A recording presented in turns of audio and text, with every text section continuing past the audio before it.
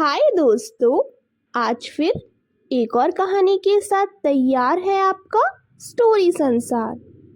आज की कहानी है प्रोफेशनल बहू और बेटा। सुषमा गांव में रहती और सुषमा के बहू और बेटा शहर में। शहर में सुषमा के बहू और बेटा दोनों नौकरी किया करते।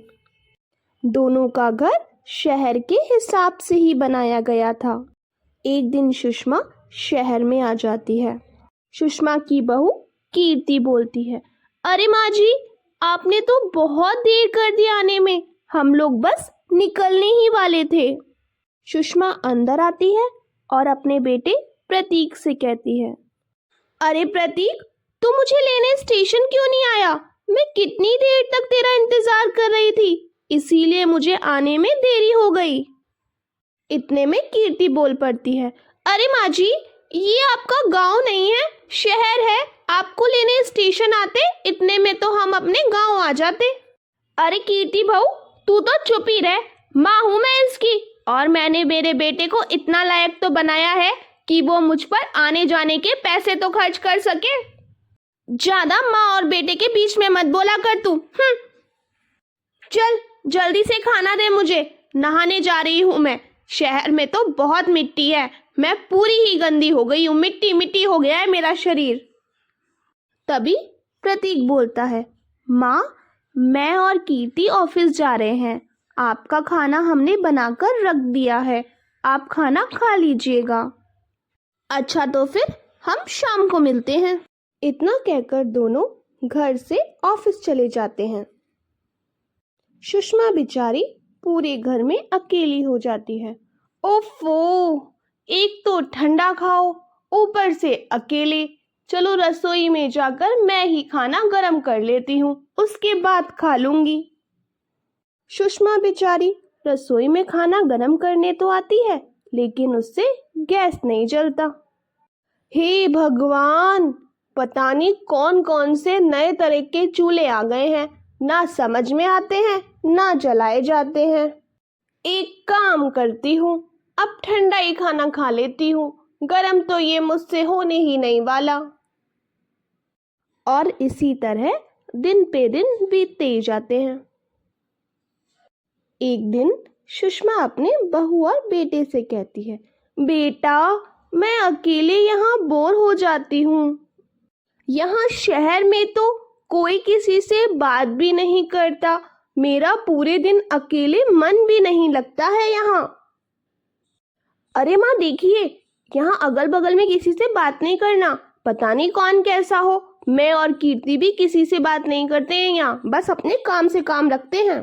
अरे बेटा, बाहर निकलूंगी तभी तो मुझे पता चलेगा यहाँ के लोग कैसे हैं। बाहर निकलने से ही तो जान पहचान होगी, अकेली क्या दीवार से बात करूं मैं? कीर्ति बोलती है, माँ, अब आपको वैसे भी हमारे घर ही रहना है, तो अकेले रहने की आदत डाल लीजिए।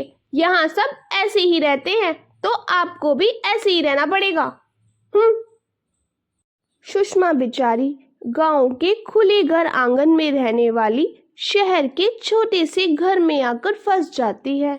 यहाँ ना कोई किसी से बात करता, ना सुषमा के बहू और बेटे उसे किसी से बात करने देते, और तो और ना ही सुषमा के बहू और बेटे उसे कहीं घुमाने बाहर ले जाते। बेचारी सुषमा को तो खाना भी अकेले और ठंडा खाना पड़ता। एक दिन सुबह सुषमा पार्क जाती है तो उसे पड़ोस की एक औरत मिलती है। दोनों एक दूसरे से बात करती हैं और दोनों दोस्त हो जाती हैं। एक दिन सुषमा उस औरत को अपने घर बुलाती है। दोनों बात कर ही रही होती हैं, तभी वहां कीर्ति आ जाती है। अरे माँ जी, ये कौन है? अरे बहू, ये मेरी सहेली है, यहीं पास के मकान में रहती है। अभी कुछ दिन पहले ही हम मिले थे और अब हम बहुत अच्छे दोस्त बन गए हैं। अरे माँ जी, आपको जो मना करो आप वही क्यों करती हैं? आपको कितनी बार बोला यहाँ किसी से बात नहीं करनी है, यहाँ पर किसी पे भी भरोसा नहीं किया जा सकता। लेकिन नहीं, आप कहाँ किसी की सुनने वाली हैं? आपको तो वही करना है जो आपका मन करता है। अरे अरे, कैसी बहू हो तुम? कोई अपनी सास से इस तरह बदतमीजी से बात करता है क्या? मेरे चले जाने का तो इंतजार करती, मेरे सामने ही मेरी बुराई कर रही हो तुम। अरे चलिए चलिए, मेरी सास तो गांव की है, उन्हें नहीं पता यहाँ पर लोग कितने चालाक होते हैं। आप चुपचाप अपने घर जाइए और अपनी चालाकी अपने घर ही दिखाइए। मेरी भोली भाली सास को अपनी बातों में मत फंसाइए। अरे बहू, ये तुम क्या बोल रही हो? तुम्हें पता है ये कितनी अच्छी महिला है? और तो और, सुषमा अपनी बात को पूरा करती, उतने में ही पड़ोसन उसे कुछ भी कहने के लिए मना कर देती है। पड़ोसन वहां से चली जाती है और सुषमा भी अपनी बहू से बात किए बिना वहां से चली जाती है। एक दिन सुबह कीर्ति अपने पति से कहती है,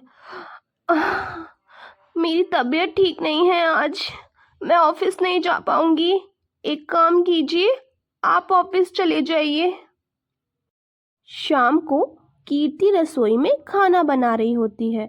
अचानक उसे चक्कर आने लगते हैं और वो बेहोश होकर जमीन पर गिर जाती है।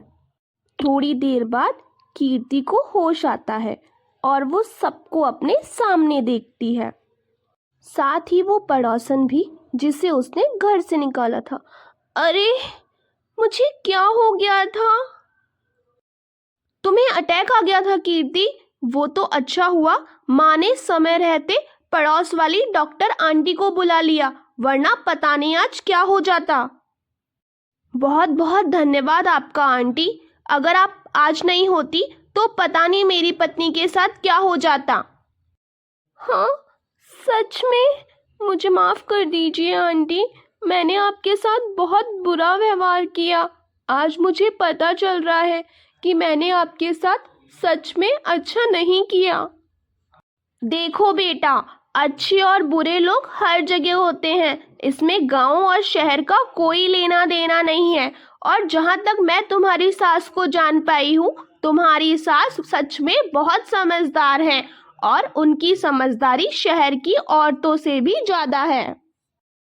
कीर्ति उनकी बात सुनकर शर्मिंदा होती है और अपने किए की एक बार फिर से माफी मांगती है। दोस्तों, आपको हमारी ये कहानी कैसी लगी हमें कमेंट में ज़रूर बताइएगा। साथ ही वीडियो को लाइक और चैनल को सब्सक्राइब भी कीजिएगा। धन्यवाद।